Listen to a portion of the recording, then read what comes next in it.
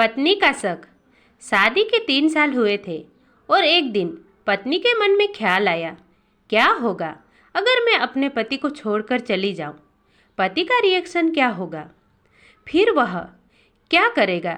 इसी विचार के चलते पति की परीक्षा लेने के लिए उसने एक चिट्ठी लिखी। उसमें लिखा था, मैं आपके साथ रहकर बोर हो गई हूँ। मुझे अब इस गृहस्थी से कोई लगाव नहीं है। मैं तुम्हारे साथ एक पल भी नहीं रहना चाहती हूँ। इसलिए मैं तुम्हें और इस घर को छोड़कर जा रही हूँ। उसने वो चिट्ठी टेबल पर रखी और खुद बेड के नीचे जाकर छुप गई। थोड़ी देर बाद पति ऑफिस से घर लौटा। उसने घर में सब तरफ अपनी पत्नी को ढूंढा, लेकिन वह कहीं नहीं दिखाई दी। फिर उसकी नज़र टेबल पर रखी चिट्ठी पर पड़ी। चिट्ठी को उठाकर उसने पढ़ी। थोड़ी देर तक बिल्कुल शांत रहा, कुछ नहीं बोला। फिर उसने उसी चिट्ठी में पीछे कुछ लिखा और अपने मोबाइल में गाने बजाकर जोर जोर से नाचने लगा। फिर उसने अपने कपड़े बदले और अपनी एक फ्रेंड को फ़ोन लगाया और कहने लगा, मैं आज आज़ाद हो गया हूँ।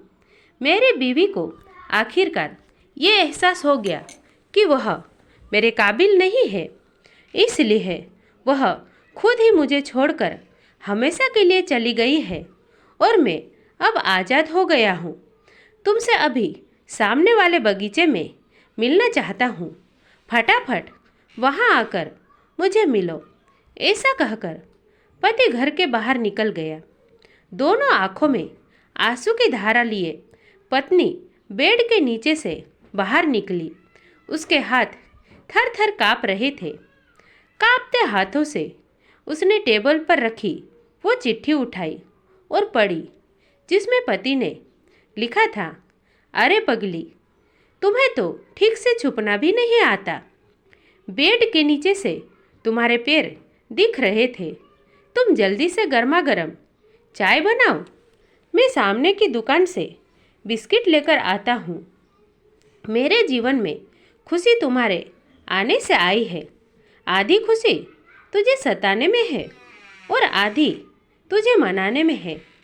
आखिर लास्ट में तो हम दोनों ही साथ रहेंगे ना।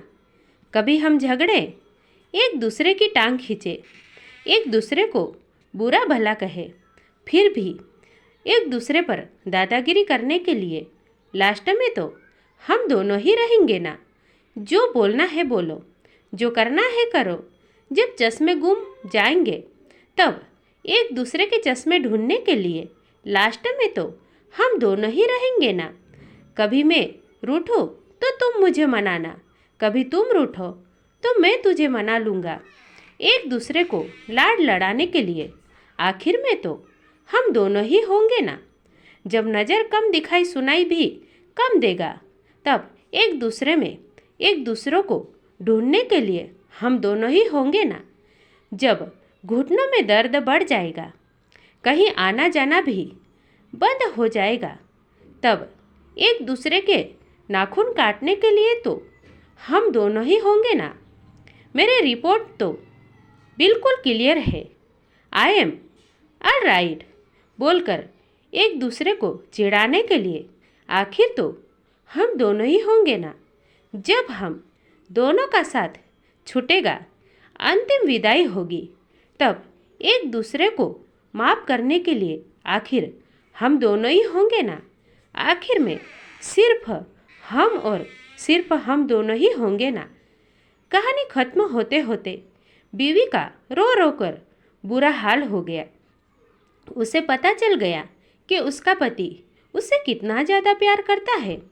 दोस्तों, कहानी पसंद आई हो तो एक लाइक और चैनल को सब्सक्राइब करें और अपना प्यारा सा कमेंट बॉक्स में लिखकर ज़रूर बताएगा। धन्यवाद। कल फिर मुलाकात होगी ऐसी ही एक और नई कहानी के साथ। तब तक आप अपना ध्यान रखिए, स्वस्थ रहिए, मस्त रहिए, खुश रहिए।